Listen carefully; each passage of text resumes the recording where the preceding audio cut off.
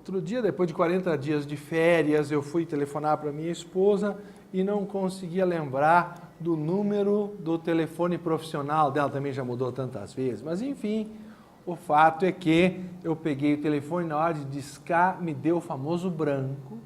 Talvez se eu me sentasse ali uns 15 minutos e insistisse, viesse o número, certo? Porque ele era usado muitas e muitas vezes. Mas justo no momento que eu precisei, depois de 40 dias sem usá-lo, ele não veio e eu achei mais fácil puxar do caderninho da anotação na minha agenda. Mas é uma coisa que me surpreendeu um pouco, porque eu sou bom em números, de um modo geral, pela média, e normalmente não esqueço as coisas. E o branco me pegou. Agora, eu tenho fé, e tenho usado isso até em palestras, às vezes a gente não lembra de alguma coisa naquele justo instante, e chamando a memória, daqui uns 5, 10 minutos aquilo vem automaticamente. Se a gente resolver insistir, eu quero agora, e bater na porta da mente, aí mesmo que parece que a porta fecha. Então há um outro nível na nossa consciência, que a psicologia e a psiquiatria chamam de inconsciente, onde estão contidas memórias, e vocês vão ver que no lado esotérico isso muito interessa, porque no próprio Patanjali diz que o acesso à memória das encarnações anteriores depende do desenvolvimento desta faculdade à perfeição, de acessar a memória extracerebral anterior à existência deste corpo. Então, isto vocês vão encontrar, por exemplo, já no livro 3, que é o livro dos poderes, chamado Vibhuti-pada. Então ele é dito, Samskara Sakta Karnat Purva Jajijanam, ou seja, o conhecimento, Jnanam, pela percepção direta das impressões, é obtido o conhecimento do nascimento anterior. Ou seja, os samskaras são as impressões da memória. Se nós conseguirmos chegar a elas e meditar sobre elas, nós vamos lembrar do conteúdo das encarnações anteriores.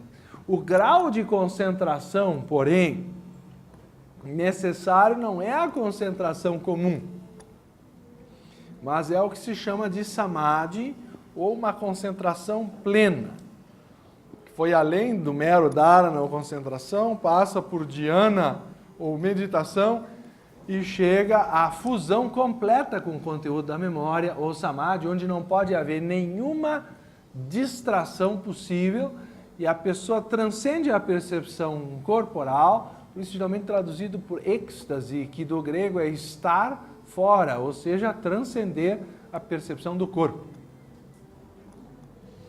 Fazer isto conscientemente é uma arte que os yogis treinam às vezes por várias encarnações, até se tornarem exímios nessa prática. Enquanto a gente estiver esquecendo até o número do telefone da esposa, a gente já sabe que vai demorar algumas encarnações para isto. Aí a gente se esforça, todos os dias medita um pouquinho, né? E se espera que vá melhorando a nossa memória. Então, qual é a diferença entre Smriti e Samskara? É que no primeiro caso nós temos uma memória ativa, que significa não permitir a fuga de um objeto que foi experimentado, ele continua disponível na mente. E no segundo caso, o samskara já está no arquivo morto, chamado por alguns nas repartições públicas de sexto arquivo, que vai para a sexta, aí é para o lixo.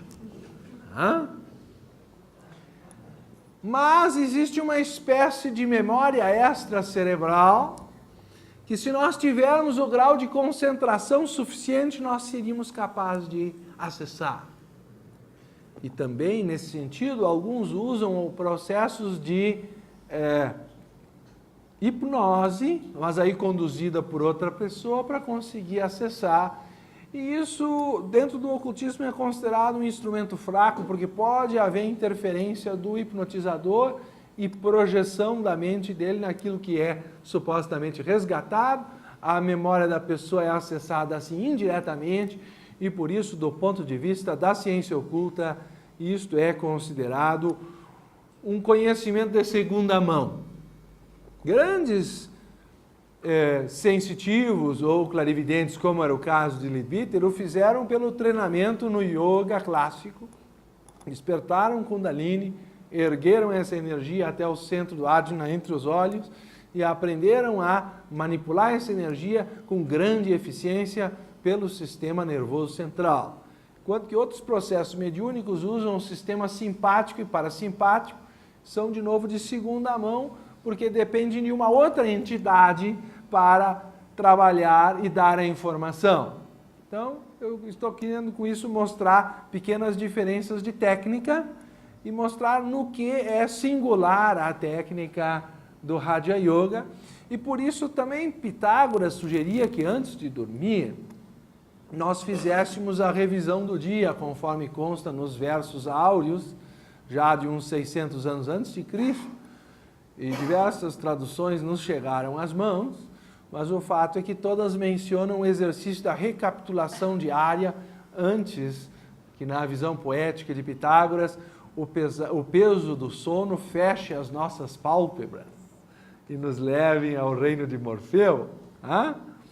Então, vejam só, há uma intenção de que nós aprendamos a revisar o conteúdo do dia e, de preferência, começando do momento presente e retrogradando na memória como se fosse um rewind do nosso vídeo, porque quanto mais eu conseguir levar esse processo sob controle, maior a probabilidade de eu penetrar, então, na memória das encarnações anteriores. Tudo é uma questão de precisão no controle da mente. Ora, os samskaras são impressões que ficam na memória, mesmo quando, portanto, nós não temos mais a memória propriamente dita ao alcance da consciência. Fiz-me claro?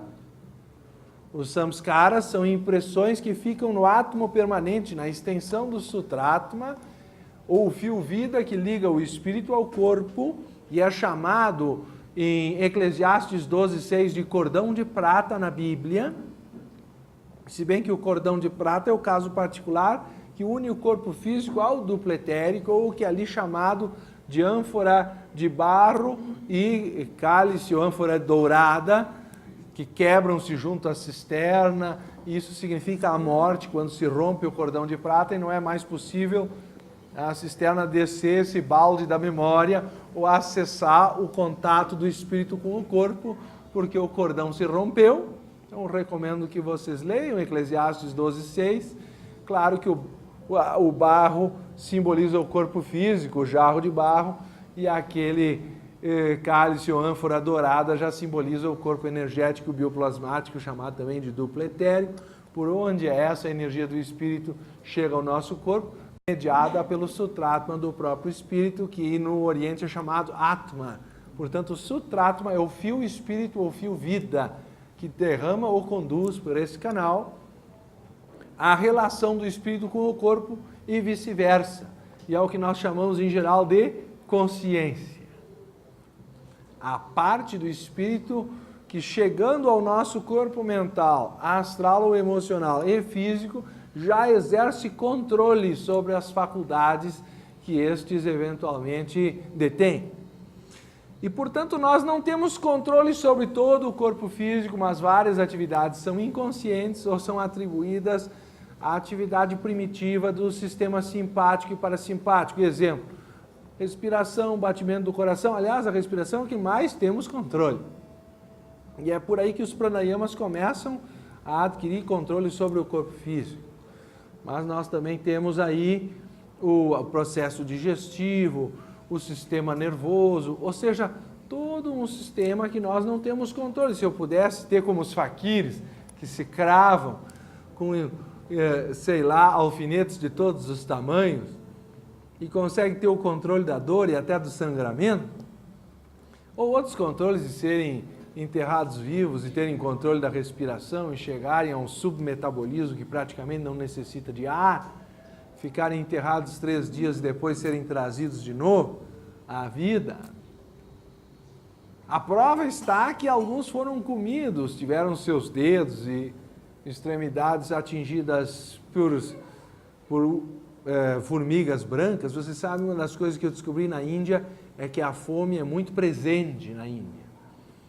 E as formigas deles têm uma fome extraordinária. Né? Então, eles escolhem muito bem o lugar que vão ser enterrados, porque se tiver aquela formiga branca, eles podem não voltar mais, não por falta de ar, mas por excesso de formiga. E o fato deles terem perdido o dedo ou coisa parecida indica um estado de consciência alterado, que uma pessoa normalmente não consegue ser comida aos pouquinhos sem dar um pulo ou gritar, ou até cavar o caminho de volta terra acima. Então, aquilo que é o acidente de trabalho para um faquir é a nossa prova de que algo está acontecendo, que eles têm um controle do corpo que nós desconhecemos. Ou pelo menos a ciência médica ocidental ainda não conhece plenamente, e estão fazendo uma série de pesquisas com eletroencefalógrafos e também para verificar o batimento cardíaco, etc. e tal, em iogues experimentados e faquires. Quem sabe no devido momento nós vamos ter mais informações a respeito. Volto a insistir, portanto, que sob essas condições extraordinárias de concentração, é possível trazer à consciência o que até os hipnólogos chamam de criptomemória ou memória remota, que às vezes nem passou diretamente pela consciência, mas que a pessoa apenas contemplou e registrou. Então, uma pessoa submetida à hipnose pode lembrar de coisas que num nível mais imediato não lembraria.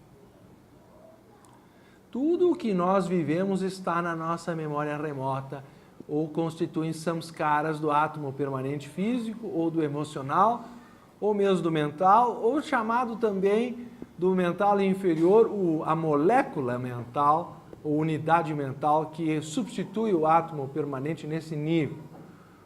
Dado que o átomo permanente sempre fica no subplano atômico de cada plano, isso são tecnicismos teosóficos, talvez cansem vocês, mas o fato é que tem uma central para cada um desses corpos, em torno do qual um campo eletromagnético, se eu posso comparar analogicamente, é formado.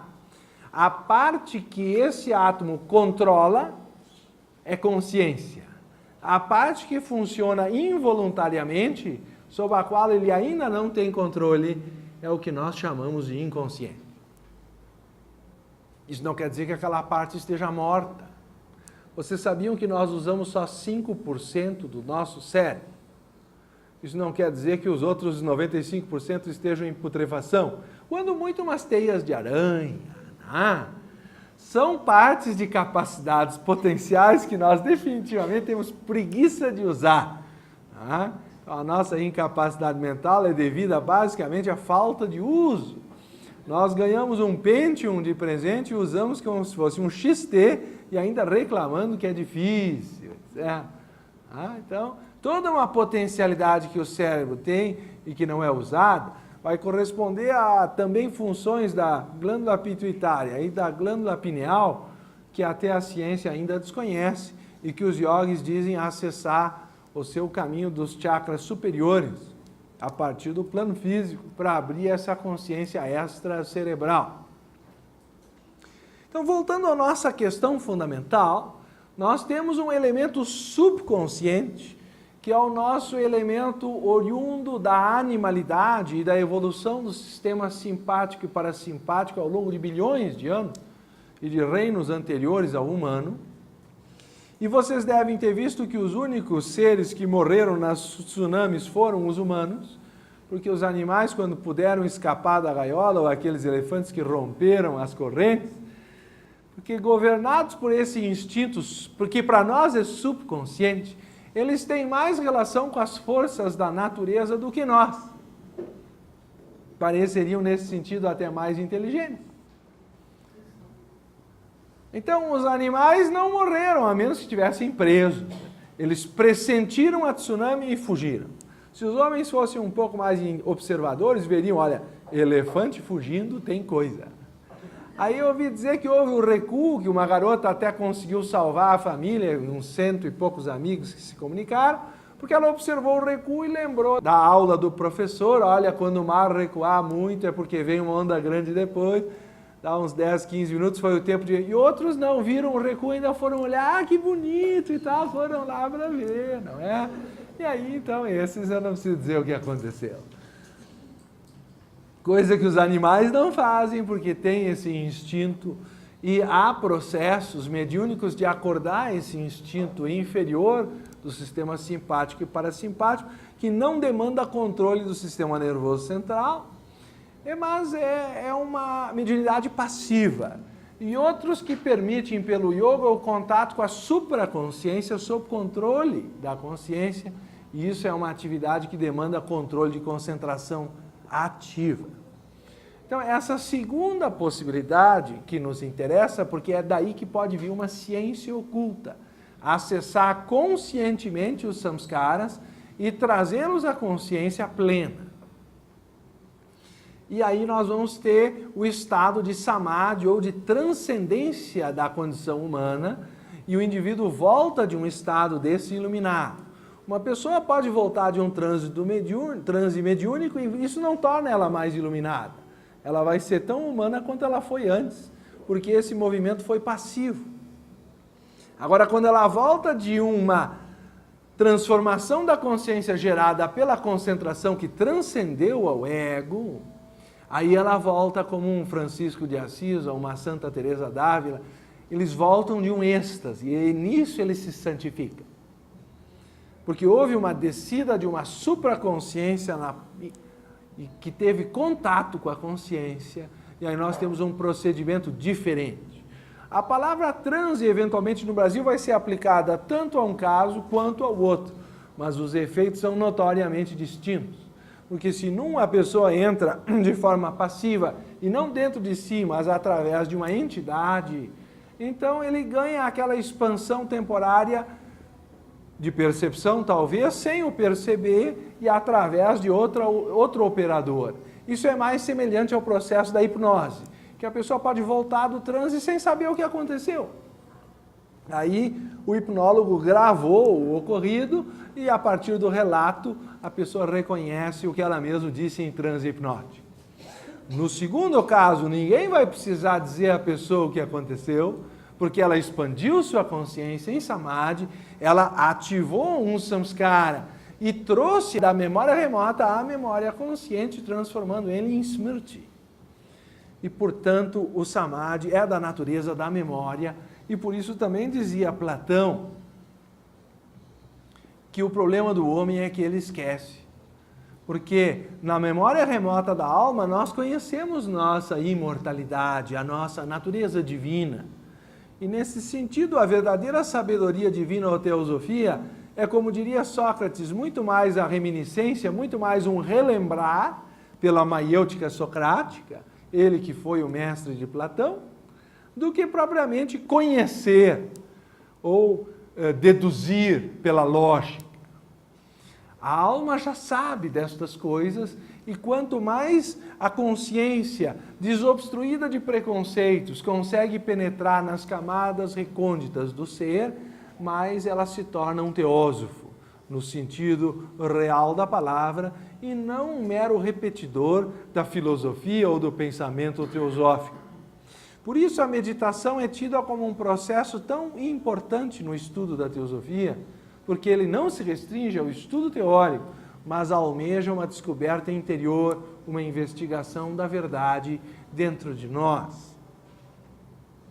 E nesse sentido, uma série de poderes começam a despertar no yogi, à medida em que ele vai aprendendo a acalmar a mente e descobrindo essas verdades dentro de si.